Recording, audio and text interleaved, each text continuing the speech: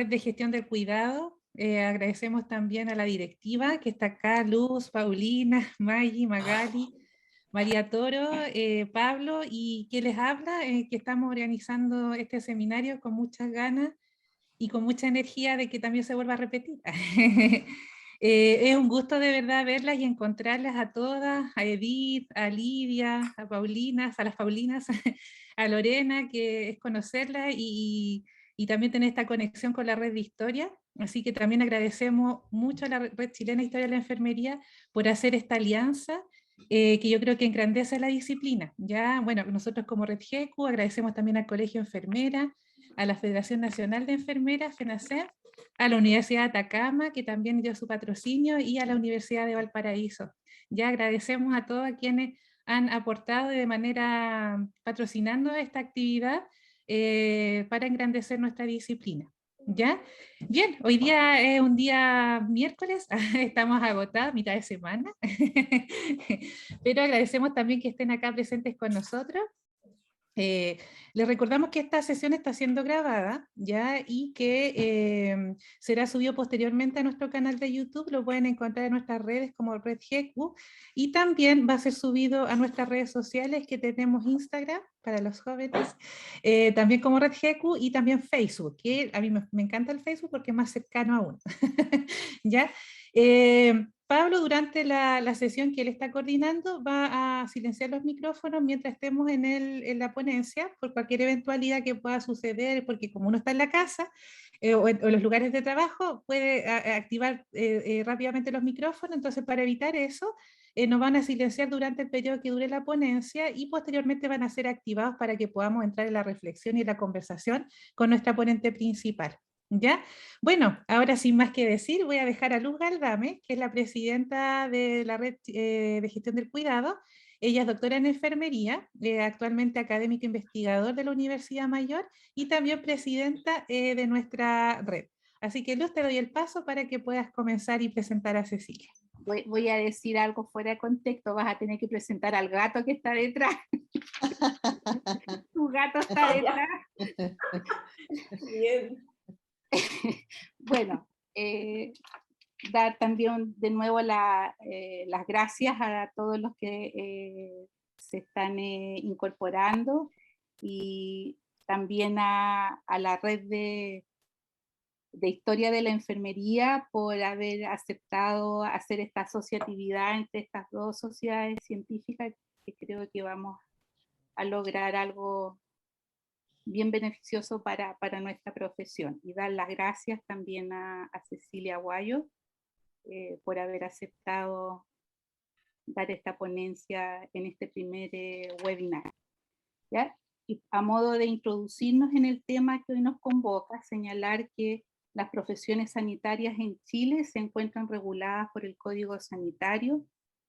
Su primera versión se publicó en el año 1918 y el código actual se encuentra vigente desde 1968, estando sujeto a diferentes modificaciones que ha tenido en el tiempo, y en ese contexto es, ¿no es cierto?, para todos nosotros conocido que en el año 1997 la profesión de enfermería es incorporada en el libro quinto, artículo 113, inciso cuarto de dicho código, a partir del cual entonces se define la función y los servicios de la profesión a la sociedad, y en este sentido la dimensión social de la profesión de enfermería está determinada por la interacción con otros quehaceres profesionales de tal nivel que permiten alcanzar el mejor cuidado para las personas y las comunidades.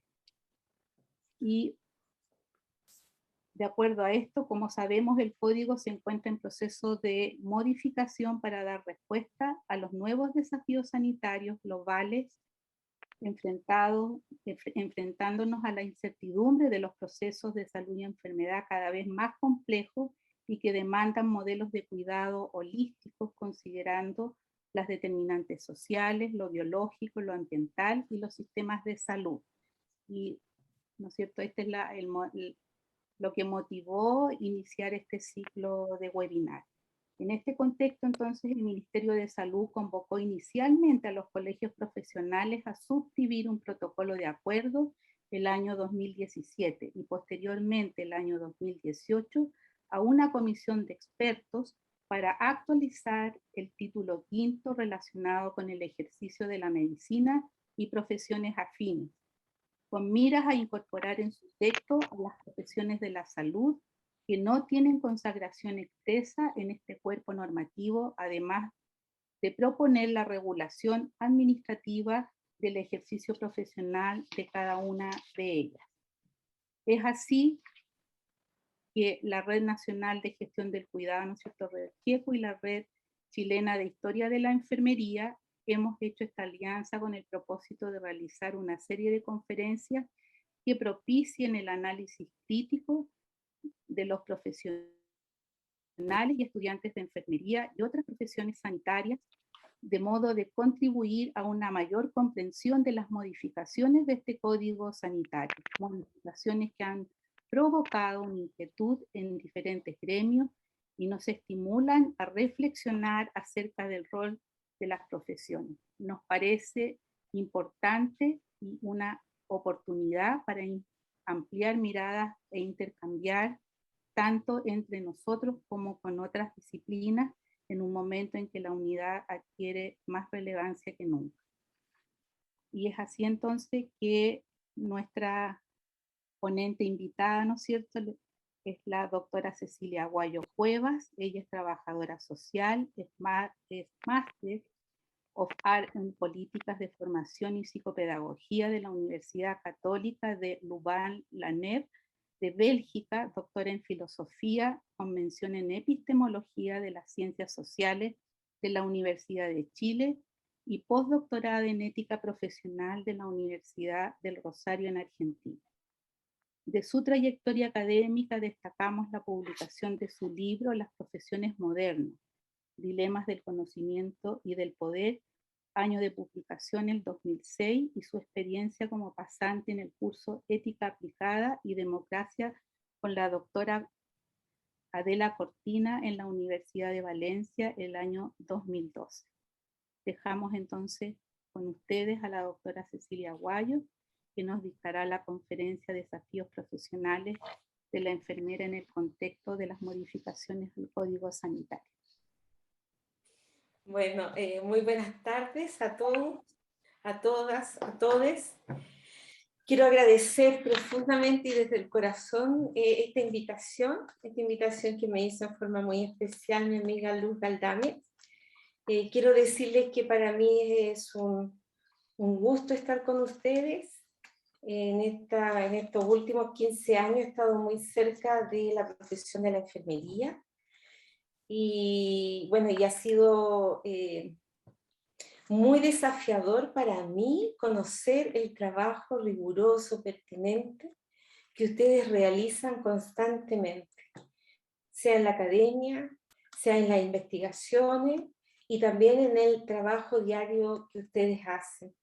Me tocó dirigir una tesis también en enfermería de doctorado, lo cual para mí fue un tremendo aporte. Y asimismo he logrado o me han invitado a hacer cursos de capacitación a los distintos estamentos del Hospital Salvador, y eso lo realicé por un periodo de 3 años. Ha sido un tremendo aporte que me ha permitido crecer como profesional. Bueno, yo tengo 20-25 minutos para hablar y después procedemos a las preguntas. Sí. ¿Sí? Ya. Entonces, ustedes me van diciendo cuando se me van quedando los 5 minutos. Mira que yo soy buena para hablar cuando me dicen que hable, hablo. No. En general soy bastante tímida y bueno. No, tiene el don de la palabra.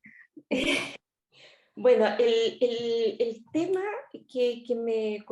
por el cual me convocaron son los desafíos profesionales de la enfermera en el código de la modificación al código sanitario, de la modificación al código sanitario. De lo que yo me puedo hacer cargo en esta exposición es el tema de la profesión y la profesionalización de muchas profesiones en las actuales sociedades en las que vivimos, para desde ahí hacerle preguntas a estas modificaciones que se están realizando en el Código Sanitario o que se esperan realizar. Yo acojo lo que la Luz decía, para hacer esas modificaciones se requiere un análisis crítico. Y yo hoy día lo que voy a hacer es justamente eso, estimularnos a poder hacer un análisis crítico de estas modificaciones en los contextos actuales en que las profesiones, incluyendo la enfermería, están en mutaciones y transformaciones, lo voy a decir para entusiasmarla, despiadadas, conflictivas y muy, muy complejas. Entonces, la primera reflexión que uno hace en los trabajos que uno realiza como profesional, uno se da cuenta de que están pasando muchas cosas, de que a partir del COVID también pasaron muchas cosas que han afectado la práctica de la enfermería de manera contundente, profunda. Y yo no diría solamente a partir del COVID, sino que yo me lo plantearía tal vez los últimos 20 o 30 años. Y quiero comentarlo por qué. Mi forma de exponer es ir leyendo e ir explicando el trabajo que he ido haciendo en esto. El libro que ustedes tienen o que les van a hacer llegar es un libro que yo hice durante un espacio de 7 años. Es un trabajo que se realizó especialmente en una investigación que me fue posibilitada por la Universidad de Louvain-la-Neuve, Bélgica, ¿ya? Y por tanto, muchos de los cuestionamientos epistemológicos y paradigmáticos que yo hago en la constitución de las profesiones actuales tienen que ver con la tradición más francesa, más europea, sin por ello dejar de lado todo lo que son nuestras propias vivencias de las profesiones. Entonces, comentarles que el concepto de profesión y profesionalización no es un concepto azaroso. Es un concepto muy, muy importante en términos de la constitución de las profesiones sociales. Para mí la profesión de la enfermería es una constitución de una profesión social y además de una constitución de una profesión que tiene que ver con epistemología o con ciencias duras, como le llaman, ¿ya? Entonces, como que la enfermería es una profesión que liga epistemológicamente dos grandes temáticas en la producción de conocimiento que tienen que ver con lo explicativo y lo comprensivo. Lo explicativo es toda la tradición más positivista, neopositivista, racionalismo crítico, y lo que es lo comprensivo tiene que ver con lo que es como la hermenéutica, la lingüística y las teorías críticas, ¿ya? O sea, como que ustedes son una profesión que si yo la miro desde lejos, hay una relación dialéctica entre este tipo de profesiones que van más en búsqueda de las explicaciones y que dialogan profundamente con ciencias como la biología, la química, la física, pero también dialogan profundamente con las ciencias sociales como, qué sé yo, la sociología, la antropología, la psicología, y hoy día la interculturalidad, que es un elemento básico, ¿no? Entonces, cuando uno se pregunta, ¿qué son las profesiones? ¿De dónde nace el concepto de profesión? ¿Por qué se distingue o se relaciona con el concepto de disciplina o de ciencia? Entonces, lo primero que hice en este trabajo fue buscar a un autor que se llama Max Weber, que es un sociólogo y que entre el 1864 y 1920, él nace y muere, pero lo importante de esto es que él crea la sociología comprensiva.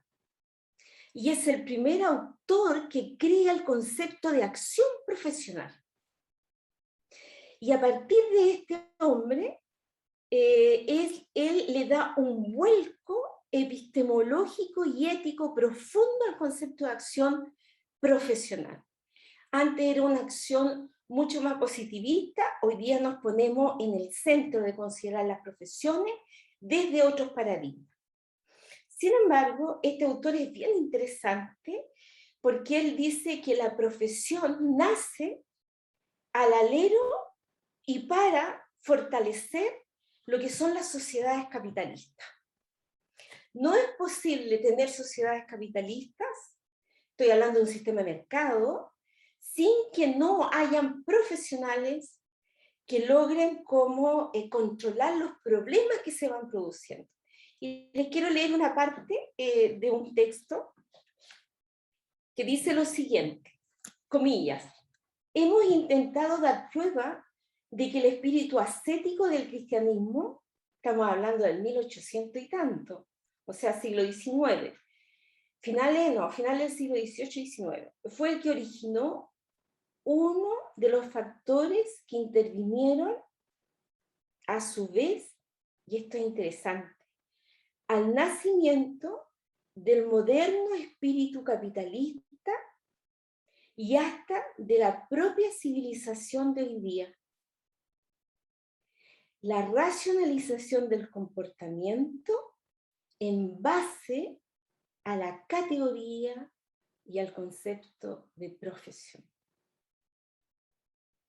O sea, la profesión de la enfermería, la profesión del trabajo social, la profesión de la jurisprudencia, nace como una forma de racionalizar, institucionalizar y normativizar los problemas sociales, los problemas de la salud y los problemas de la jurisprudencia.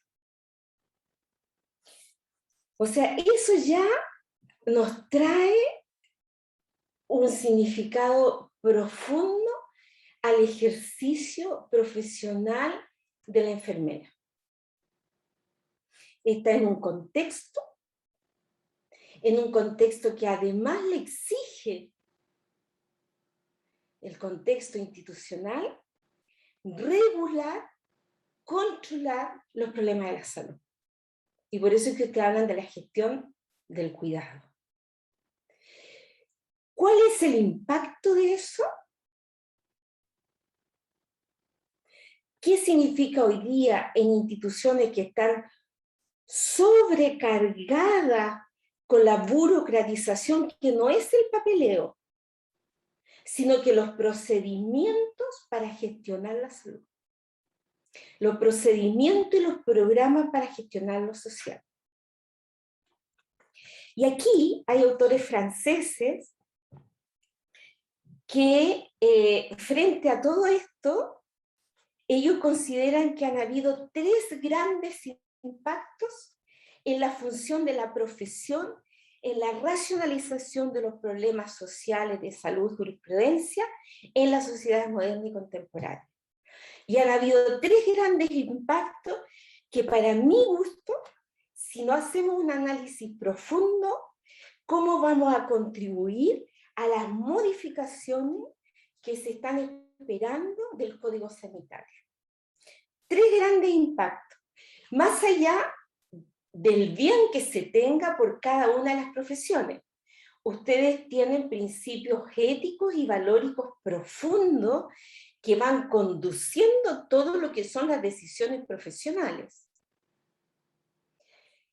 Sin embargo, a pesar, y con esto, códigos éticos que son históricamente creados, no es que ustedes los crearon de un día para otro, son luchas sociales, luchas históricas, que las enfermeras, los enfermeros han realizado desde antaño.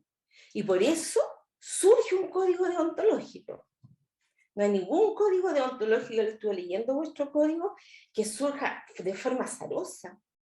Hay lucha de muchas mujeres y hombres detrás de eso. Pero frente a esto que plantea Weber en sí el siglo XVIII, siglo XIX, ¿cuáles son las preguntas que o cuáles son los impactos que ha tenido las profesiones? Voy a mencionar las 3 y después los voy a profundizar un poquito más. Lo primero que ellos dicen es que hoy día, lamentablemente, lo voy a decir en francés porque es muy fuerte, plantea una línea dentro de la escuela, más desde la escuela de Frankfurt, de la escuela más crítica, hacen un diagnóstico y dicen trop de gestión de lo social. Hoy día, mucha gestión está matando lo social. Hemos puesto, como dicen vulgarmente, la carreta antes de los bueyes. O sea, la gestión social, la gestión sanitaria, la gestión jurídica en las instituciones se ha puesto como fin de todas nuestras acciones. Y ese es el grave peligro que hoy día tiene la excesiva racionalización de los problemas con los que nos ocupamos en las sociedades modernas, que son sociedades eminentemente con un espíritu, como dice Weber, un espíritu capitalista. Otro impacto social que me parece importante, este es de una alemana, la Hannah Arendt, una gran filósofa, la Hannah Arendt, que trabajó, judía, que sale del exilio en todo este tema de la Segunda Guerra Mundial, y ella habla de la banalización del mal por todo este tema de los nazis cuando mataron a los judíos. Nosotros aquí hablamos de la banalización del bien. O sea, hemos gestionado tanto, que los principios humanos, el compromiso por el otro, escuchar al otro, darle el tiempo para escucharlo, el respeto de la confidencialidad, el respeto, todo eso, las instituciones y la forma de gestionar las instituciones nos lo han dejado en segundo orden. Después ustedes pueden pelear conmigo y vamos a la discusión, pero creo que ahí hay un tema que es bien complejo. Y la otra, que es un sociólogo Chevalier, dice: hoy día las profesiones viven la drización du social, es decir, cada vez más vamos disociando los roles que han construido, planificado, diseñado la profesión,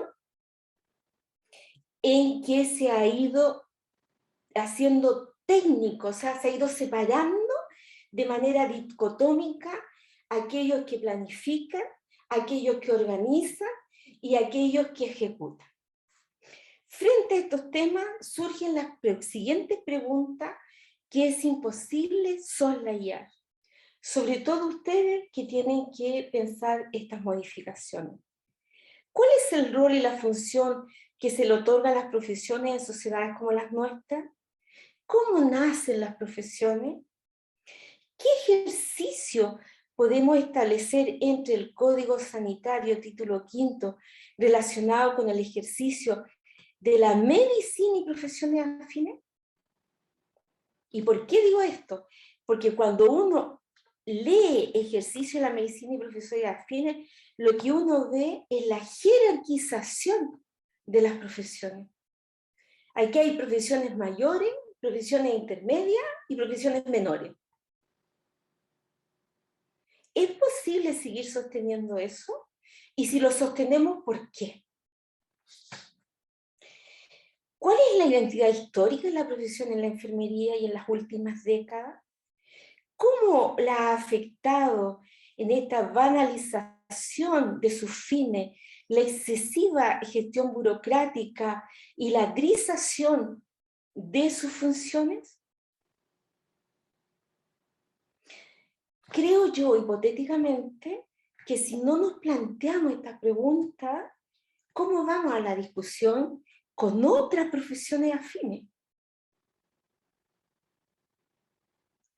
En donde lo que yo creo que hay una intencionalidad, pero ahí son ustedes las que tienen que ver, hay una intencionalidad política de ejercicio del poder en las profesiones sanitarias, en que las fronteras entre técnicos, profesionales, le vamos a llamar profesionales de primer orden, que yo no creo en ese orden, de segundo orden, de mediano orden, de bajo orden, hay fronteras que están cada vez más diluidas.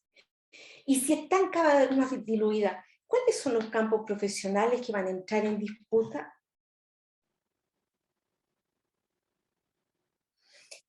Esos campos profesionales van a entrar en disputa porque son muchos los egresados de todo lo que son, ¿cierto?, las profesiones sanitarias.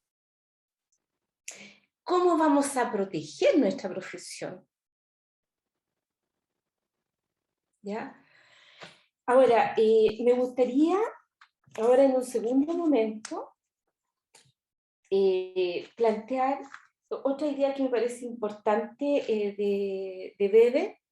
Él dice que dos ideas, una o dos ideas importantes de qué son las profesiones.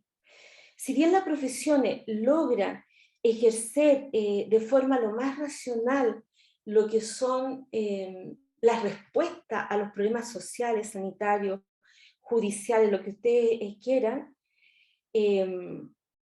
los profesionales en contextos históricos y económicos más bien capitalistas, lo que va a pasar, bueno, hoy día todo el mundo tiene un sistema capitalista, él dice, lamentablemente, las profesiones van a conducir al desencantamiento del mundo, a la jaula de hierro.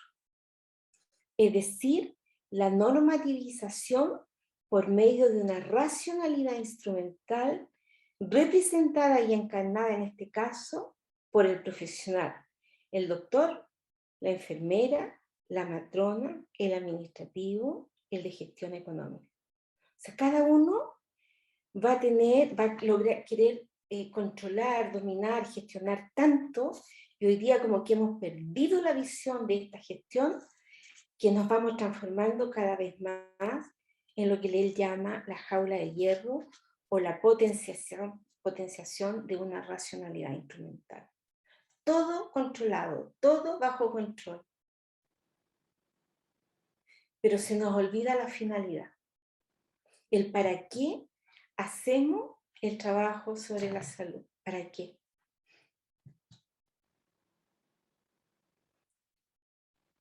Entonces nos van quedando la siguiente, yo voy poniendo preguntas, porque ¿cuáles son los márgenes que las profesiones pueden usar para contrarrestar este poder? Contenido en sí misma, yo no digo que no tengamos poder, tenemos mucho poder. El tema es cómo ejercemos ese poder. No solo hacia el interior de la profesión, sino que también hacia el exterior de la profesión. ¿Cuáles son los campos y los nichos laborales que defendemos y que compartimos? ¿Y en función de qué? ¿Cuáles son los márgenes que las profesiones pueden usar para contrarrestar este poder contenido en sí misma y a la vez otorgado por la sociedad y el sistema social económico que se inserta? Ojo, esto es bien importante también, creo yo, que nosotros estamos expuestos a lo público, aunque trabajemos en lo privado. Nosotros somos profesionales de lo público. Trabajamos con necesidades de los ciudadanos. Entonces, si bien nosotros podemos tener poder en función de lo que hemos ido investigando, trabajando, produciendo y realizando nuestra praxis, tenemos una ciudadanía que nos mira y que nos evalúa, y por tanto que nos legitima. Hay profesionales hoy día, hay grupos de profesionales que no pueden desplegar suficientemente sus fines, por los cuales en algún momento esa profesión se creó, fines valóricos, porque tiene una deslegitimación ciudadana tremenda. Esos son, sin menospreciar a nadie, hoy día las profesiones más deslegitimadas en nuestro país, ustedes me imagino que lo sabrán, son los políticos. Y eso es complicadísimo. Cuando una profesión se deslegitima públicamente, es muy complicado. ¿Por qué? Cuando los políticos se deslegitiman, lo que se deslegitima es la democracia. cuando las enfermeras se deslegitiman, el cuerpo profesional de enfermera, se deslegitiman, ¿cuál es el impacto ciudadano? No someterse al control de las vacunas, por ejemplo.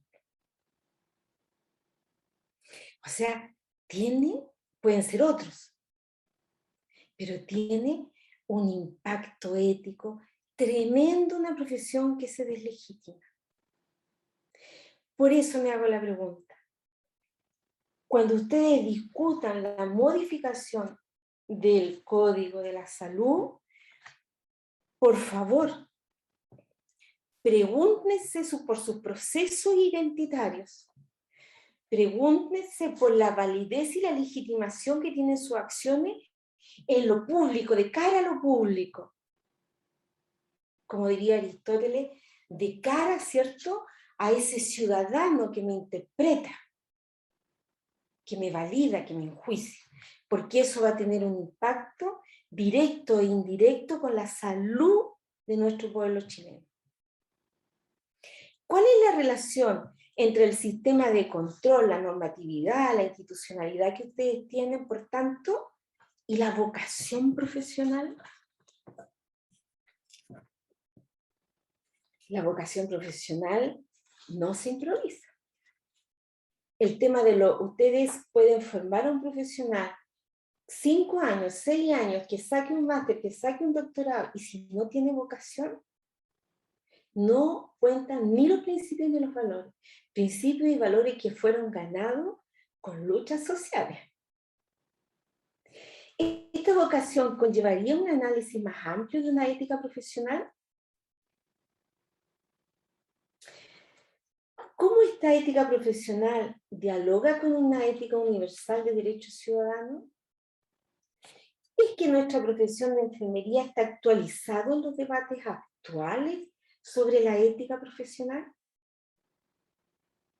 Estamos trabajando la ética dialógica, la ética de la emergencia de América Latina con su cultura. Estamos trabajando desde la ética intercultural. Estamos trabajando desde las patologías éticas actuales de nuestra sociedad. Estamos formados en eso de manera tal de contrarrestar esta mucha gestión que va matando lo social y que va banalizando nuestra intervención en salud. Hemos ido contrastando eso con fuerte formación, principios y valores éticos profesionales. Y esos valores éticos profesionales lo hemos dejado a nivel deontológico, de normativas, o más bien hemos desarrollado una práctica ética que nos permita tomar decisiones prudentes y justas. Una vez que nosotros tenemos estos dos ámbitos, podemos decir, y yo creo que podemos ir con toda nuestra fuerza a un análisis crítico de qué significa esto que ustedes les habían dicho, ¿cierto? El título 5 relacionado con el ejercicio de la medicina y las profesiones afines. No sé si ya estoy en la hora o no. ¿Sigo? Estamos en los últimos 5 minutos, profesora. Es que está muy interesante, así que no me atreví a interrumpir. Ya, tú me dices 5 minutos. ¿Cuáles son los nuevos paradigmas éticos que nos permitan fortalecer la historia profesional, por tanto, la identidad profesional y la validación ciudadana e interprofesional en instituciones sanitarias más justas? Yo diría que hoy día las instituciones sanitarias, y ustedes saben, son cada vez más injustas. ¿Cuáles son los nuevos contextos institucionales sanitarios que debemos reflexionar, analizar, exigir para nuestros desafíos sanitarios de salud? Y por tanto, para la forma de relación entre profesionales de la salud, los técnicos, los administrativos y su contexto institucional.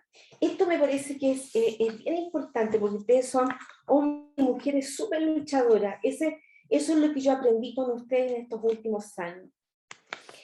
Cuando yo hago la pregunta, ¿cuáles son los nuevos contextos institucionales sanitarios que debemos reflexionar, analizar y exigir? Oye, me puse ya, pero categóricamente, porque nosotros tenemos que dar cuenta por la salud pública, por la salud más que pública, que dependa del Estado, bueno, ahí entraríamos en otro tema, pero tenemos que dar cuenta por la salud de nuestra población. Y aquí yo quisiera establecer 3 temas importantes para pensar el poder que tenemos en la institución, el poder que tenemos como profesión interna con nuestra identidad, con todo eso, y el poder que tenemos en lo público. Lo primero que diría sería las relaciones estrechas entre profesionales de modo jerarquizado. El mundo de la salud, yo no he visto un mundo más jerarquizado que el mundo de la salud. El médico es el dios, aunque sea buena onda, simpático, agradable, pero al médico nadie le va a expropiar sus campos salariales ni profesionales, nadie. Creo yo.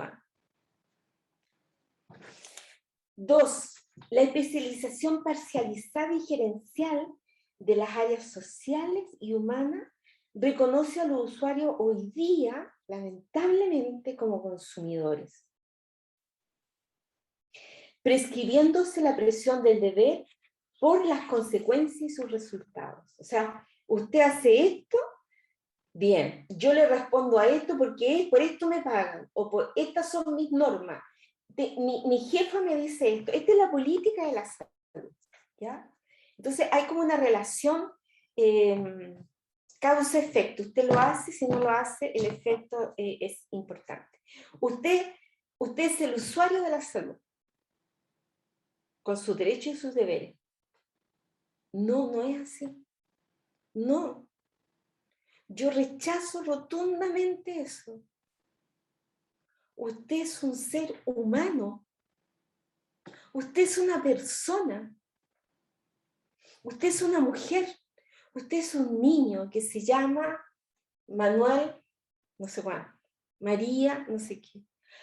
Nos hemos acostumbrado, en términos de una burocracia cada vez mayor, a gestionar al usuario.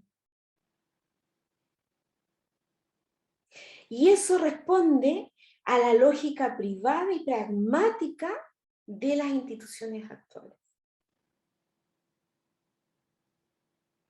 Tenemos que volver tremendamente a lo que es ahí en la finalidad de las profesiones.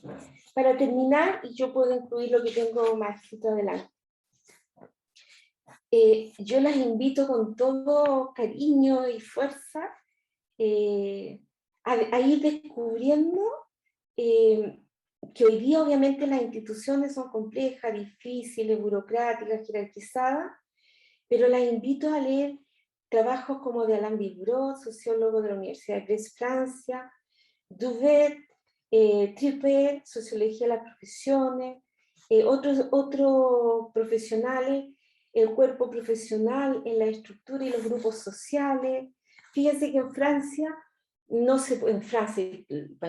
Bélgica, no se pueden egresar en ciertos espacios de formación una cantidad mayor a una cantidad determinada, porque eso atentaría contra la salud de la misma población. O sea, hay un control también. Bueno, pero yo los invito a adiestrarse en los paradigmas hermenéuticos, neoweberianos, neomarxistas o críticos, epistemologías críticas e históricas, para comprender y recomprender la profesión de la enfermería. Yo lo dejaría hasta ahí. Tengo más páginas, por si acá escritas y todo. Bien, en el chat hay alguien que está pidiendo si puedes escribir la bibliografía que mencionaste en el chat. Ángeles, ¿tú vas viendo quiénes hacen las preguntas o...? Sí, Sí. yo voy a acá con compartido, Pablo, sí. estamos coordinados ahí, sí.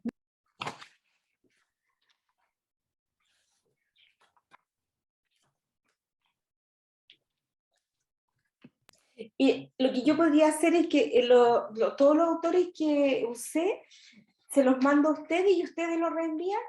Pues si no voy a tener que escribir la revista, el libro, todo. Y Bien. con la Luz quedamos en que el libro lo podías como compartir. Yo se los vamos a enviar a todos, ya el libro, porque es el libro de las profesiones modernas, está como libro electrónico. Sí. Bien. Analisa. Comenzamos con las Con las preguntas, conversemos. Sí. Sí. Ya. Vamos a partir con Ana Luisa. Sí, si me permiten, y en primer lugar presento excusas por intervenir de una siendo de fuera, pero tengo una pregunta interesante para la doctora Gallo, para la doctora Cecilia, porque yo he trabajado un poco sobre profesionalismo y tengo esta pregunta concreta para ella. ¿Cómo relacionaría ella la profesionalización y el profesionalismo?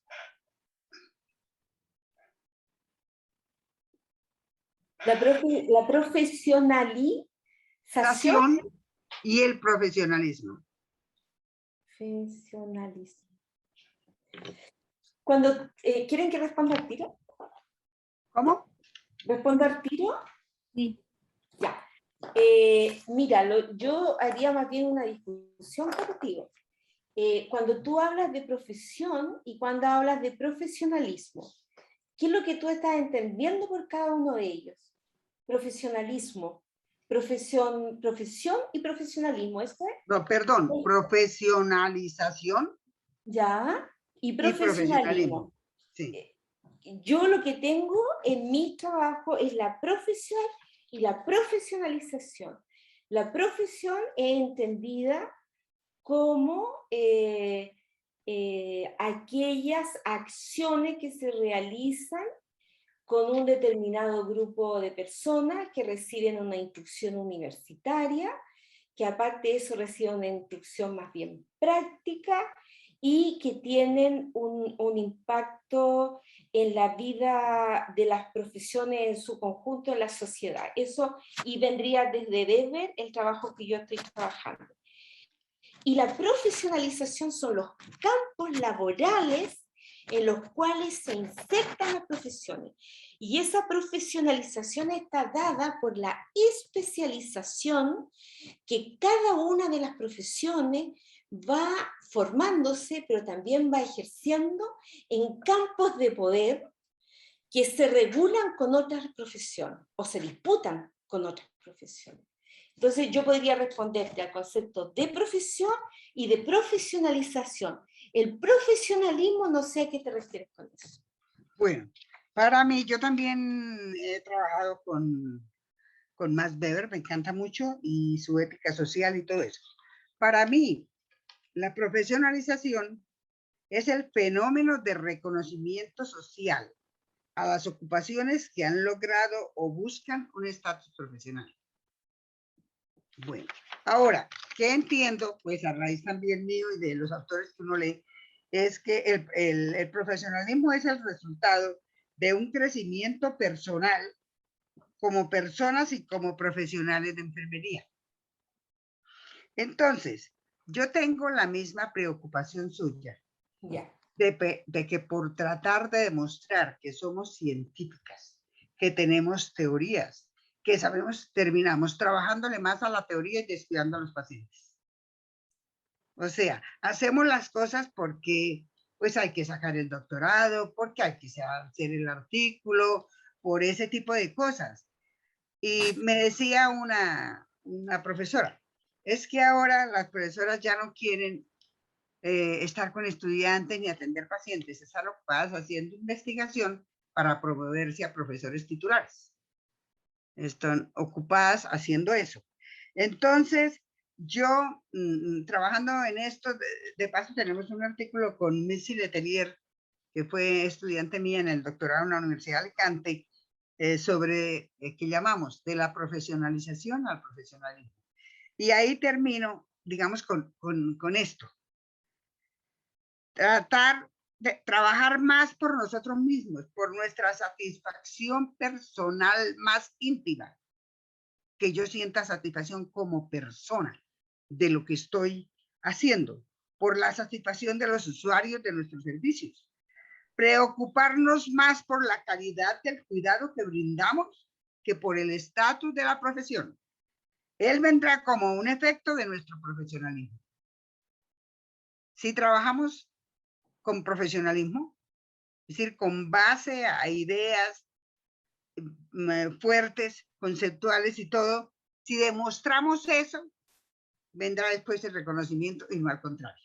Simplemente quería hacer ese comentario, porque me parece que tiene relación con lo que usted dice. Estamos tan ocupadas escribiendo y haciendo cosas que mostrar que le estamos descuidando nuestro objetivo principal o la razón de ser mejor de la enfermería, y es el cuidado del paciente. Yo dejo ahí. A mí me gustaría comentar lo que dice la doctora Ana Luisa. Ana Luisa. Yo creo, Ana Luisa, que usted da en el clavo en uno de varios puntos. Y en el punto que da en el clavo, para mi gusto, es la pregunta por la persona que ejerce la profesión. La persona. O sea, yo, Cecilia Guayo, o qué sé yo, Luz, la persona, en la medida que la persona está comprometida con el quehacer, en este caso la enfermería, no debiera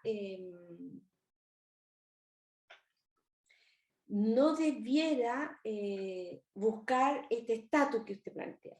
Yo lo complementaría lo que usted está señalando de la siguiente manera. Creo yo, esto es para discusión, yo creo que eso es lo que ustedes buscaban además, ¿no? Claro, claro. Miren, hoy día, lamentablemente, la formación universitaria está creada en base a la competitividad. Y una competitividad que se expresa en que debemos publicar en ciertos lugares y no en otros. Una competitividad que nos permite o no nos permite tener empleo. Una competitividad, sobre todo para las personas más jóvenes, Pablo y otros chiquillos que están acá, que si no cumplen ciertos programas que tienen las universidades, son expulsados. Entonces hay un sistema económico, disculpen que lo diga con tanta radicalidad, un sistema económico neoliberal que está en el corazón de la formación universitaria hoy día de todas las profesiones. Y lamentablemente en nuestras profesiones. Y esto hay que llevarlo también, voy a decirlo como ejemplo, al CEFAM, al hospital, a donde ustedes quieran, donde está su área de salud. Ustedes también entran a competir. ¿Y por qué entran a competir? Porque la política de salud, el programa y las estrategias de salud le están exigiendo cumplir números, atenciones. Por eso es que yo creo que lo que usted dice es tan importante, a lo mejor lo voy a decir de manera fea. Si no somos capaces de fortalecer nuestra vocación, nuestro compromiso, y voy a hablar desde el amor que le tenemos a esto que hacemos, si no somos capaces de eso, no logramos conflictuar a los programas, a las instituciones, a la estrategia, a la política de salud, que también ha sido impregnada en nuestro país por un esquema neoliberal acérrimo, donde el ser humano y la persona del profesional es un medio para alcanzar las metas. ¿Cuáles son las metas? Mayor productividad, mayor atención.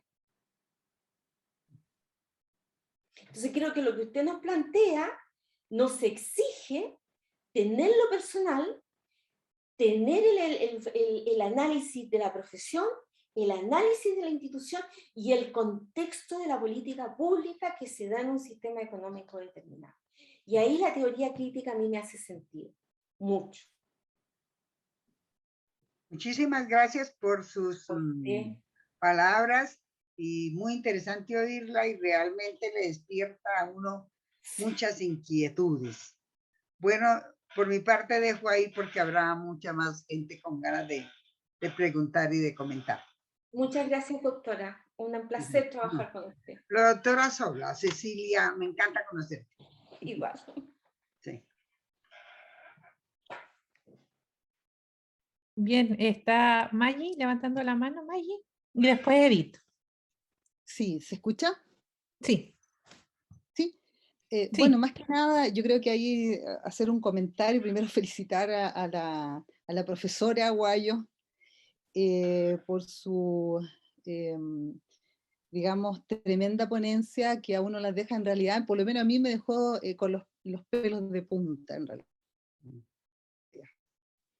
Yo quisiera, digamos, referirme al tema ético, porque a mí me tocó en mi tesis doctoral, ¿cierto? Dentro del contexto, digamos, de la atención ética en personas en situación de discapacidad, consultar, ¿cierto?, a distintos enfermeros sobre cuáles eran los valores, los principales valores profesionales, que es un tema y una discusión que nosotros en realidad no hemos dado, por lo menos yo que tengo 30 años de profesión, no recuerdo haber escuchado nunca que nosotros digamos, nos convoquemos, nos autoconvoquemos a hablar de nuestros principios, digamos, de nuestros valores. ¿Cuáles son nuestros valores? Porque eso también se da de acuerdo también al contexto, digamos. Bueno, y en ese estudio, digamos, uno de los valores que más salía, que más se mencionaba, era la eficiencia como valor, ¿ya? Y digamos, apuntaba hacia valores éticos, ¿cierto? Pero la verdad que salieron valores instrumentales, valores, digamos, de tipo religioso, otro tipo de valores, ¿cierto? Porque hay muchos tipos de valores. Valores estéticos, pero valores éticos a mí me llamó profundamente la atención que uno de los valores que más se repetían en esas entrevistas era la eficiencia. Sí. Que de alguna forma, ¿cierto? Hemos incorporado la eficiencia, que es un valor instrumental, como un valor, ya, ¿cierto? Casi una virtud, ¿ya? Y no lo hemos problematizado, o sea, no lo hemos discutido como profesión, o sea, ¿por qué aparece un valor instrumental, ¿cierto? Como uno de los valores más importantes. Y eso tiene que ver, ¿cierto? En esta lógica, ¿cierto? De productividad, en la cual, ¿cierto? Parece que estamos haciendo mucho, pero estamos pensando poco, y quizás espero no ofender a nadie, ¿cierto? Con mi opinión, porque habitualmente estos temas también son sensibles para nosotros mismos, digamos. A veces mirarse al espejo en profundidad nos causa, digamos, nos causa algo, digamos. Entonces, pero eso, digamos, yo lo quería, digamos, expresar, porque obviamente es un tema que debiésemos reflexionar, porque yo creo que el tema valórico, digamos, ha sido revisado adecuadamente, ¿ya? Y sería como una falencia basada en su presentación. Sí.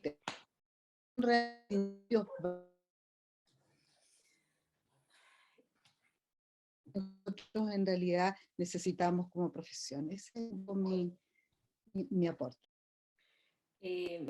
Maggie, yo creo que lo que tú planteas es tremendo, tremendo, porque eso quiere decir que la lógica de la administración, eficacia, eficiencia, toda la gestión posible, está matando lo que decía nuestra doctora, ¿cierto? Las ganas de hacer. Fíjense que es tan importante eso que al final la gente cree que la eficacia y la eficiencia es un valor.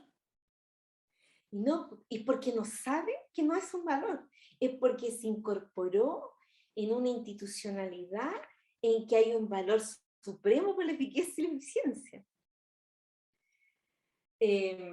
Y entonces ahí viene la pregunta que a mí me gusta mucho de la Cortina, porque ella dice, para defender un valor y un principio hay que ser valientes moralmente. Hay que ser, tener carácter, pero carácter ético. Y ahí vuelvo de nuevo a lo que la doctora nos decía, la doctora Ana Luisa. Yo creo que hay un continuo, por el libro que hicimos de trabajadores sociales, de los valores, que sería interesante a lo mejor trabajarlo como la historia ética de la profesión. Miren qué importante, porque cuando uno toma un profesional que está aprendiendo, que le vamos a enseñar el oficio a una profesión, uno debiera decirle, a ver, ¿qué te lleva a elegir esta profesión? Y muchas veces son los papás, la mamá, la comunidad, sus historias personales que los llevan a tomar esos valores. Entonces, pues lo que hay que hacer es fortalecer esos valores a nivel profesional, con adecuadas y actualizadas discusiones éticas, para que desde ahí se vaya reconfigurando la intervención ética en las instituciones en las que estamos. Por eso yo decía que las relaciones van a ser conflictivas. ¿Y por qué si los chiquillos los formamos éticamente, pero no en esta ética metafísica, filosófica, sino a ser sujetos éticos? ¿Por qué eso va a permanecer? Porque viene desde las historias de vida, desde la historia de su familia, desde la historia de su población, desde la historia de su comuna, desde la historia de su país, desde la historia de América Latina. Y eso a nosotros nos resultó tremendo. O sea, primero ir a preguntarle a profesionales con fuerza moral, fuerza ética, enfermera, y preguntarle, ¿qué es para usted la ética? Y desde ahí, de dibujar propuestas curriculares éticas para la formación de los profesionales. Y eso le da una fuerza como la que decía la doctora Ana Luisa. O sea, la persona dice, si mi papá me enseñó a ser solidario, porque yo no voy a ser solidaria en esa institución. Entonces yo creo que ahí hay una madeja que deshilachar. Gracias Cecilia, gracias Maggie. Estaba Edith levantando la manito y también después vendría Mitzi. Edith, tiene que activar tu micrófono.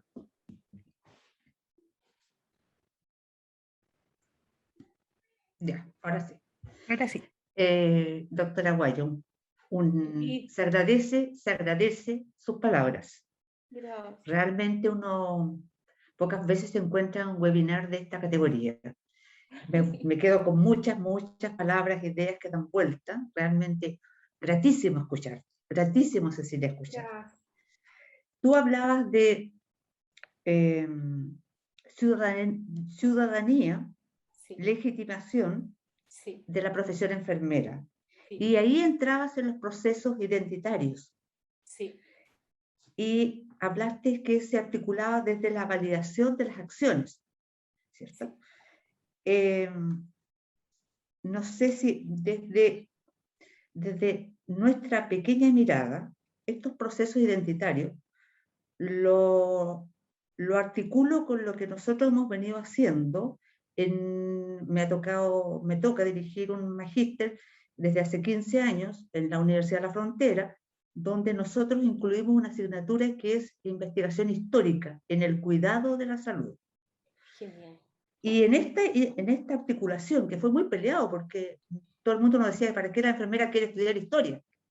Ana Luisa también conoce la historia un poco de lo que ha pasado en mi universidad. Entonces, en esta recuperación de estos procesos identitarios y recuperación de la memoria de la enfermera, nos hemos encontrado también con trabajos muy destacados de alumnos, ¿cierto? Pero por otro lado está la sociedad, está la universidad. Y dentro de lo mismo, por ejemplo, en el pregrado, donde ya no hay, en muchas universidades no se habla de, no hay ni clase ni asignatura de historia de la enfermería. Es lo mismo que pasa con la educación media con la educación cívica. ¿Ya? Sí. Y una visión de sociedad, yo diría también en posgrado, de que la historia es el pariente pobre, o mal mirado. Voy a entrar aquí en un poco de crítica, pero sí. Y se les sigue formando a nuestros futuros estudiantes que no vale la pena estudiar historia, en general, por enfermera, estoy diciendo yo, por los estudios. Sí. Pero uno cuando empieza a destacar, nosotros llevamos 15 años formando alumnos y 15 años con trabajos sobre historia, vemos lo grato que resulta para los alumnos sí. el realizar estos trabajos, porque se ha contribuido no solo a la vocación, sí. Se ha descubierto una vocación indirectamente. A mí me costó mucho tiempo llegar a ese concepto de que el alumno dice, ¿sabe qué, profe? Del magíster todo lo que más me gustó sí. fue el trabajo que hicimos de historia. Sí, sí, total. Eso es textual. Yo a un alumno se lo dije que me lo grabaran. Y esto me ha pasado el 2010, el 2015, el 2020. Entonces uno dice, porque es grato, porque es ameno, porque el alumno dice mi raíz. Yo digo, si usted no sabe su raíz, ¿para qué estudia enfermería? No estudie de dónde viene, ¿para qué estudia esto? Pero esta lógica, ¿cómo mi pregunta va a esta lógica? De hoy día, como tú dices, en este mundo neoliberal, todo producción, todo insumo, vale el número. ¿Qué hacemos? ¿Qué hacemos? Porque se vuelva a retomar en las currículas de pregrado, se dé mayor importancia. ¿Por qué línea tenemos que abogar? Bueno, primero, como escucharte con esa pasión, Edith, yo creo que los chiquillos te deben como escuchar con mucha atención, porque los alumnos ya saben escuchar sin atención. O sea, el alumno que se encuentra con un docente, como decía Paulo Freire, en el cual lo haces sentir como sujeto, como una persona con la que compartes tu conocimiento, y no como alguien que hay que meterle conocimientos, es un sujeto que busca crear, que busca creación con otros, que busca la utopía con los otros, que busca la esperanza con los otros. Y a veces la universidad lo que hace es desesperanzarlo, es controlarlo, es como corregir, ¿no? Y yo creo que eso es... O sea, a mí me parece que lo primero que hay que preguntarse, si somos todos docentes o no somos docentes, es preguntarse por la relación pedagógica que entablo con el otro. O sea, muchos de nosotros no somos profesores. Y a lo mejor súper bien que no lo seamos, porque si lo somos a lo mejor va a ser peor. Pero comenzar a sentirme un docente que busca la creación con los otros. Y a partir de ahí los conocimientos tienen sentido, no antes. Eso creo que es importante. Y lo otro, creo que me parece a mí que puede ser incluso así pomposo y te pueden aprobar en una propuesta curricular como esa, cuando uno habla de epistemología. Porque si uno mete la puntita en la epistemología, uno mete el mundo. Imagínense lo maravilloso que es meter la epistemología hermenéutica, la fenomenología, los paradigmas críticos, los paradigmas latinoamericanos. O sea, decirles, chiquillos, la enfermería tiene que ver con un diálogo de los supuestos con los que se crean las ciencias o con lo que se crea el conocimiento, y decirle, hay conocimiento desde el pueblo, hay conocimiento desde lo indígena, hay conocimiento de los profesionales, todo lo que tiene que ver con las epistemologías del sur, por ejemplo. ¿Qué pasa con eso? El cabro se abre. Tiro. Se abre. Y lo otro, enseñarle a gestionar el poder. O sea, estamos mandando estudiantes que piensan que lo académico es lo vital en el trabajo, y en el trabajo tiene que ver con la astucia de las profesiones que son en la relación. Un poco lo que me decía la Luz, ¿no? Y que conversábamos. Somos profesionales que se hacen en las relaciones humanas. Entonces, pero enseñémosle a nuestros chiquillos a cómo, el concepto no es gestión, pero cómo se den cuenta ellos que son profesionales que van a gestionar el poder.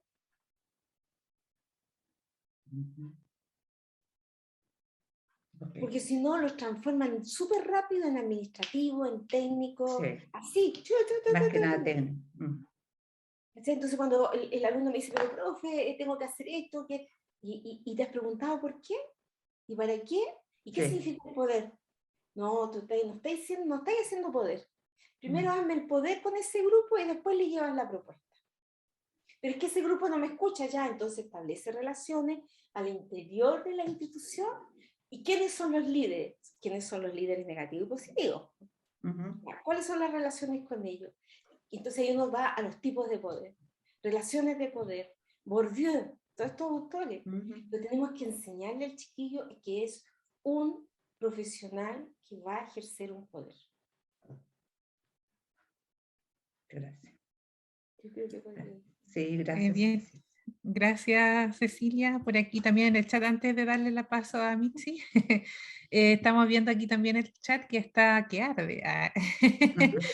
Han ido compartiendo harto con respecto a lo que tú vas diciendo y a lo que se ha estado comentando, que yo creo que todos estamos en con ese mismo sentir, en el sentido de que estamos siendo también autocuestionadas y no autocuestionando profesionalmente y disciplinarmente. ¿Ya? Entonces están hablando acá y que hay un último comentario que se asocia a lo que estábamos hablando recién, que Elizabeth dice que es la gestión del poder. Sí. Que eso debiéramos más que la gestión de cuidado. No. Pero sí la gestión del poder. Sí, pues en función de la gestión del cuidado, ¿no? En función de que es el principio. Pero para que no te lo coman, tienes que fortalecer el poder en tu chiquillo. Así es, transformar el poder aquí también dice Elizabeth. Bien.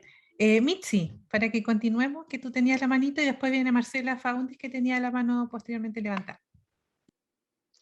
Bueno, primero que todo agradecer esta instancia, ¿no es cierto?, a ambas organizaciones y la posibilidad que nos has dado tú con tu ponencia de instarnos a este diálogo. Yo creo que el poder de la palabra es uno de los poderes que tenemos que gestionar.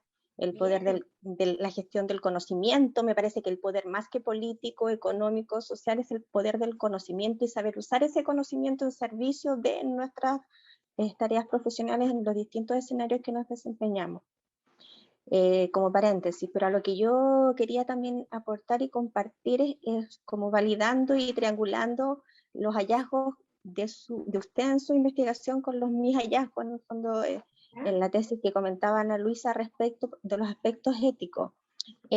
Dentro de los conflictos que están enfrentando nuestros egresados, hay un gran conflicto ético respecto del deber ser que ellos reconocen y se reconocen desde la enfermería o el del ser enfermero, respecto de la ética de las instituciones que los llevan, ¿no es cierto?, a este conflicto de lo que estamos hablando desde del modelo mecanicista, del modelo positivista, de la cantidad de los números, del rendimiento, de la eficacia.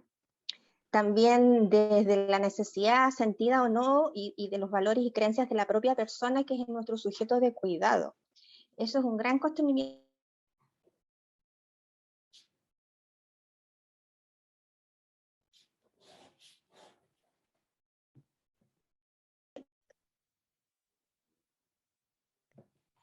¿Se quedó pegada la Mitzi? Sí, ¿O ¿Mitzi? Mitzi, porque parece que activó el nuevo micrófono. Ahí está, ¿te fuiste un ratito, Mitzi?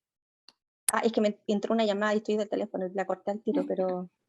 Ya. Entonces, lo que les planteaba es que dentro de las cosas que los alumnos nos interpelan respecto de hacernos cargos, de que no se sienten preparados para enfrentar ese tipo de decisiones y ese tipo de conflictos. Yo desde la academia he tratado de hacerme cargo en parte de eso, enseñándoles el modelo de toma de decisiones ético a partir, digamos, de esa asignatura que me toca impartir. Y a propósito, ¿no es cierto?, de ese descubrimiento y de esa necesidad sentida por ello. Pero también lo que usted hablaba en su ponencia respecto de la gestión y de todo el tema de los protocolos y toda esta burocracia, ellos también se cuestionan esto y dicen y plantean, digamos, yo lo digo desde los relatos que recuerdo que ellos y que claramente también me llamaron la atención y me alertaron, en el sentido de, bueno, está el protocolo y el protocolo termina, como usted señalaba, siendo más importante que el paciente, pero resulta que el protocolo no necesariamente se ajusta a las necesidades del paciente. Entonces, ¿qué hago? ¿El protocolo o lo que tengo que hacer? Y que nos lleva a esto que estábamos señalando, que es el cuestionamiento ético de la práctica. Bueno, ¿cuál es el deber ser del profesional? Entonces, quería, digamos, aportar desde ahí a la discusión, porque me parece muy importante lo que usted nos ha señalado y creo que efectivamente desde la investigación, pero también desde la perspectiva más naturalista, social, hermenéutica, es más de teoría crítica y de este conocimiento de la historia, porque mi investigación es a través de los relatos de vida de estas personas en el recorrido de llegar a cuestionarse cómo llego a ser enfermero, qué se pone formarme como profesional. Sí. Y desde ahí, en el fondo, son los hallazgos y lo que ahora les he querido compartir para aportar la discusión. Gracias. Me gustaría comentar un poquito lo que dice Mitzi, porque me parece que es relevante lo que tú estás planteando, Mitzi, porque el tema del deber ser y la praxis, eso es lo que, y la práctica concreta. Yo creo que ahí tenemos que desarrollar habilidades, porque el deber ser es siempre un tema deontológico, o sea, es como el horizonte al cual yo tengo que acudir. ¿Ya? Ese es el deber deontológico. Y tiene que ver con principios universales los deberes ontológicos. La justicia social, los derechos humanos, el bienestar. O sea, todo esto que es como un imperativo categórico al estilo kantiano. O sea, esto debe ser. O sea, pero este deber ser que se impregna en los códigos deontológicos es un elemento de la ética. Hay otro que tenemos que complementarlo. Incluso se plantea que la ética es un saber práctico, no es un saber metafísico. O sea, se ha hecho un saber metafísico a partir de los filósofos, pero la ética es eminentemente como la política, saberes prácticos. ¿Y qué es lo que busca ese saber práctico? Enseñarle, o no enseñarle, pero desde nosotros que somos profesores, qué sé yo, a tomar decisiones justas que corresponden a los códigos deontológicos, que es el deber ser, pero también prudentes. Y la prudencia refiere al desarrollo de virtudes éticas para tomar decisiones cotidianas. Entonces nosotros lo que hacemos es desplegar competencias y habilidades éticas para tomar decisiones en cada momento que se acerquen a un deber ontológico, que se acerquen a estos códigos deontológicos, pero que además tenga la posibilidad de actuar en ese contexto singular, tomar decisiones prudentes. Fíjense que un profesional ético se reconoce más por lo corrupto, porque la comunidad y los profesionales olemos a los corruptos. O también nosotros mismos, ¿cuántas veces hemos sido corruptos? ¿Qué es corrupción? La corrupción es cuando uno renuncia en alguna manera a tener este horizonte deontológico, este deber ser, pero además renuncia al respeto de la singularidad de la persona con la que estamos trabajando y de los valores que vamos haciendo carne día a día. ¿Cuál es la fuerza de un profesional como ustedes, creo yo, o de la profesión en que yo soy del trabajo social? es cómo desarrollar destrezas para que las decisiones éticas, que son decisiones prácticas, no se alejen de este horizonte normativo, pero tampoco dejen de lado los valores cotidianos de las personas y de nosotros como profesionales. Cuando esto se rompe, cuando esto no hay acercamiento, es lo que nosotros llamamos corrupción. Nosotros hicimos una investigación sobre las competencias éticas con los estudiantes y los profesores. Y Dios santo todo lo que salió. Por tanto, esas competencias, escuchar, ser empático, enfrentar un conflicto, la gestión del poder, buscar el equilibrio, con los marcos deontológicos, normativos, creo que ir en esa función, creo que hay que ir ahí. La ética no son marcos deontológicos. La ética no son normativizaciones universales, al estilo kantiano imperativo categórico.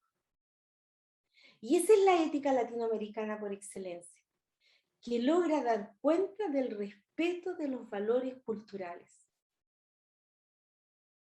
Pero ahí se producen problemas y dilemas éticos tremendos. Yo creo que la fortaleza de lo que dice la MIPSI y lo que decía, bueno, lo que dicen mis alumnos, sistematicen todos esos dilemas y problemas éticos. Y hagan un librito, lo que ustedes quieran, y háganlo público. Eso es ejercicio de poder. O sea, en cada curso, si ustedes especialicen en dilemas éticos, busquen qué es un dilema ético, de dónde viene un dilema ético, cómo trabajar un dilema ético. Todo eso es ética aplicada. No tenemos que ir a leer a Aristóteles, ni a Kant. O sea, sí, también, con respeto, cariño y todo lo que ustedes quieran. Pero desde los problemas cotidianos. Desde los problemas cotidianos de la ética. Y ahí recién, a ver, ¿qué me dice Kant? ¿Qué me dice Habermas? Ay, ¿qué me dice Hannah Arendt? Me ayudan a fundamentar mi decisión. Pero de verdad les recomiendo, sistematicen sus dilemas y problemas éticos. Pueden tener tal impacto que pueden hacer algún tipo de cambio en las instituciones que son excesivamente burocráticas. Y eso es importante para los códigos o los cambios que se están proponiendo. ¿Son más instrumentales? ¿Son más burocráticos? ¿Son más de la eficacia y la eficiencia? ¿O están comprendidas las éticas? Si ustedes ponen ese tema, colapsaron al otro. Lo colapsaron al tiro, porque pusieron al ser humano primero, antes que cualquier cosa. Y que es la gestión del cuidado, el sujeto de cuidado. Esa es su fuerza. Vivimos continuamente en dilemas éticos, bioéticos. O sea, ustedes pueden decir más que los disculpen, a lo mejor algunos de ustedes médicos. Yo feliz, los respeto mucho y los quiero mucho, algunos no a todos, pero bueno. Dilemas éticos, bioéticos. ¿Ustedes hacen eso? Díganlo. Díganlo, háganlo público. Desen 2 años para sistematizar eso. Y háganlo. Es la fuerza identitaria. Miren, hay una cosa que dice uno de los grandes historiadores en el tema de la memoria. No hay presente profesional si no somos capaces de recopilar el pasado. Solo así podremos proyectarnos hacia el futuro. Solo así. Si en este presente no sistematizan los dilemas éticos y bioéticos, la generación que viene les va a pasar la cuenta. No conscientemente, pero se las va a pasar. Y les va a decir, ¿sabe qué? Los valores más importantes son la eficacia y la eficiencia. Les están pasando la cuenta. Ya. Eso, gracias Ceci. Marcela Faunde y Luz Galdame después. Sí, hola, muchas gracias por la ponencia, no alcancé a verla entera porque me enteré tarde, pero muchas gracias porque está muy interesante la discusión. Creo que hay un tremendo desafío acá, ¿cierto? Porque en el fondo, y bueno, yo trabajo, probablemente yo soy la que que le tiene que decir a muchos alumnos, tiene que seguir el protocolo, o sea, como para poner el contexto, ¿ya? Y la verdad creo que aquí hay un desafío en términos de cómo estos pilares, que son estos valores éticos, ¿cachai? Por si uno dijera, bueno, respeto, justicia, responsabilidad, son la base de la formación, ¿cierto? Y que uno a partir de ahí le puede dar sentido a todo el resto. Entonces, cuando uno no tendría tanto conflicto si uno logra tener esta base, y a partir de esa base que es más bien transversal y es mucho más amplia, pero da soporte a todo el resto que uno aprende en la carrera, ¿cierto? Y cómo uno aprende a relacionarse, cómo a vincularse con otros, porque enfermería no está solo con enfermería, digamos, enfermería está con una diversidad de personas y de competencias y de desarrollo que cada día crece más. Entonces, uno también tiene que aprender a cómo relacionarse con el otro, ¿cierto? Y relacionarse políticamente con el otro también. Entonces, uno puede entender cuando el otro te dice, a ver, pero tenéis que elegir qué hacer, o hay X plata y tenéis que elegir qué hacer con X plata, porque no hay más, por muy injusto que sea, ¿cierto? Sí. Entonces, y ahí uno tiene, pero si uno logra tener como esta base más o menos clara, probablemente habría muchas menos dificultades, ¿cierto? Y mucho menos frustración también, porque uno más o menos sabe cuál es el camino o por dónde deberá ir, y ahí la decisión es un poco, bueno, la toma de decisiones transgrede o no transgrede mis valores éticos basales, ya que es como lo que uno al día a día, como que uno lo aprende a golpes al final, ¿cierto? Sí. Porque conflictos siempre van a haber, y van a haber distintas posturas, y la verdad es que, claro, estamos en un momento álgido, entonces como parece que está todo terrible, pero tampoco está todo terrible, si hemos aprendido cosas, no es como que todo se pudrió, ¿cierto? Hay cosas que hay que rescatar, hay cosas que hay que reformar, y hay cosas que hay que crear. Entonces, pero estamos en un momento en que es complejo, porque estamos medio cansados, la gente está cansada, todos queremos cambiar, y cambiar para ayer. Entonces hay que buscar un equilibrio, creo yo. Creo que en el fondo, si no le puede causar mucha frustración, sobre todo a los que tienen menos experiencia, ¿ya? Porque uno como que está más apaleado en el proceso, entonces uno ya va aprendiendo un poco los ritmos, y sabe que los cambios, la gestión del cambio es compleja, ¿ya? Y no tenemos formación en gestión del cambio, lo que yo creo que debiera ser algo transversal en la vida. Entonces, pero creo que aquí la palabra es equilibrio en el fondo, porque no podemos pasar de 0 a 10, ¿ya? Porque la verdad es que de 0 a 10, a los 2 segundos te dejan de escuchar, ¿ya? Y te deja de escuchar gente con más poder que uno. Entonces, ese superpoder, que yo creo que es casi un superpoder, hay que aprenderlo, y hay que aprenderlo desde muy chico, ¿ya? Porque yo creo que es tan importante, o sea, no tan importante, sino que teniendo la base de estos valores, uno puede darle sentido a las cosas que parecen más de la operación, ¿ya? Porque también es relevante cuando uno quiere ser eficiente en algún momento, ¿ya? Porque el recurso en el universo es limitado, entonces, pero si uno tiene en la base, probablemente el error es menor, y uno puede entender la decisión. Así que es muy interesante en el fondo el cómo podemos desarrollar esta base de valores que sean transversales, pero que al mismo tiempo sean entendibles por el resto, ¿ya? Y que ojalá sean compartidos. Ahora, para puntualizar algo que tú planteas, todas esas argumentaciones que tú acabas de dar corresponden a un marco de toma de decisiones prudentes. Porque un marco de toma de decisiones solo normativa, lo que queremos son los cambios rápidos, las instituciones son todas malas, porque el imperativo categórico es que la persona sea el principio de todo. Pero todo lo que tú acabas de decir tiene que ver con una reflexión de toma de decisiones prudentes.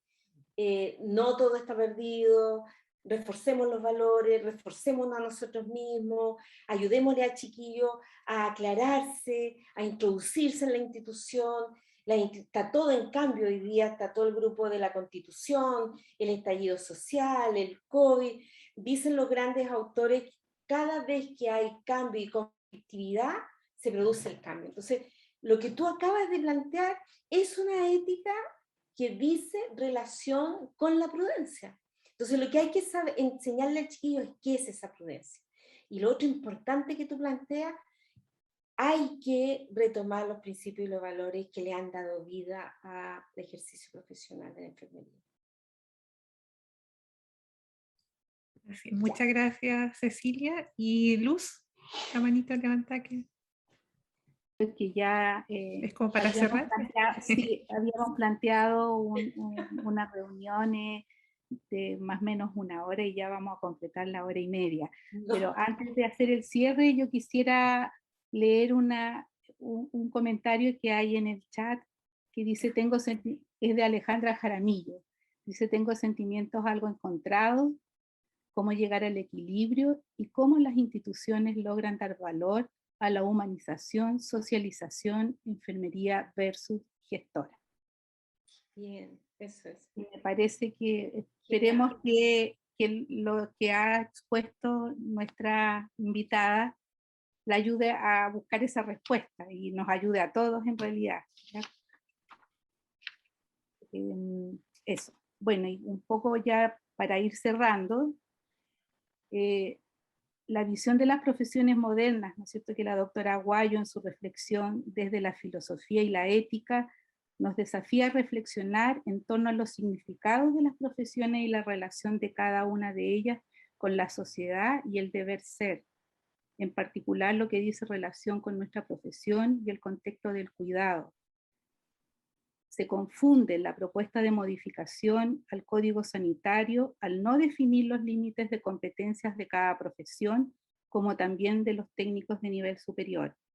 El fenómeno central de la profesión para todos conocidos como cuidado, en su particularidad se constituye por aquellos cuidados propios de la enfermera y enfermero, como de los cuidados que se derivan del diagnóstico y tratamiento médico.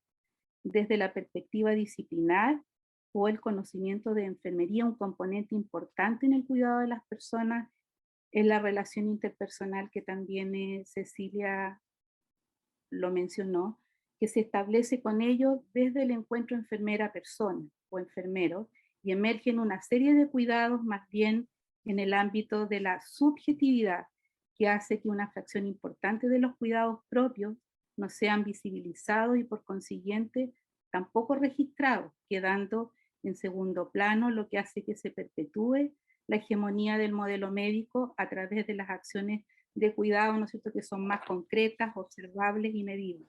La gestión del cuidado de enfermería trasciende más allá del solo hacer. Si bien el Código Sanitario en su modificación integra a todas las profesiones que conforman el equipo de salud, perpetúa el poder de la tradición en la profesión médica al dejar a las otras profesiones como un grupo interdisciplinario que se desdibuja desde los ámbitos de competencia de cada una de ellas, ejerciendo un control social de la racionalidad instrumental, desconociendo los valores de cada profesión que permiten a los profesionales regular su propia conducta. Y es así entonces que la doctora Aguayo con su exposición nos ha invitado a reflexionar y responder a una de las interrogantes que ella expone en su libro: ¿cuál es la relación que se establece con la ética profesional en esta modificación al Código Sanitario propuesto por la autoridad? Bueno, nos queda mucho trabajo para adelante. Bien. Y gracias por la motivación, Cecilia. Yo creo que logró lo que esperábamos. Muchas gracias a ustedes.